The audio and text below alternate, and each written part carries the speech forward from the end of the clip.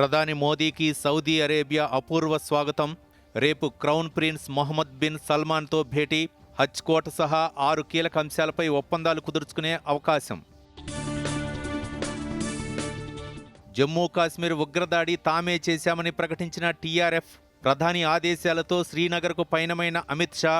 ఉన్నతాధికారులతో తాజా పరిస్థితిపై ఆరా. అక్షరాల 1,00,000 దాటిన 10 గ్రాముల మేలిమి బంగారం ధర రాబోయే రోజుల్లో మరింతగా పెరిగే అవకాశముందన్న విశ్లేషకులు.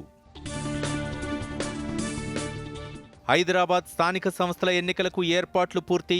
రేపు ఉదయం 8 గంటల నుంచి పోలింగ్. శుక్రవారం ఫలితాలు. సివిల్స్ ఫలితాల్లో సత్తా చాటిన తెలుగు అభ్యర్థులు. టాప్ ర్యాంకులను దక్కించుకున్న అమ్మాయిలు. శనివారం పోప్ ఫ్రాన్సిస్ అంత్యక్రియలు. అంతిమ సంస్కారాలకు హాజరు కానున్న పలు దేశాల అధినేతలు.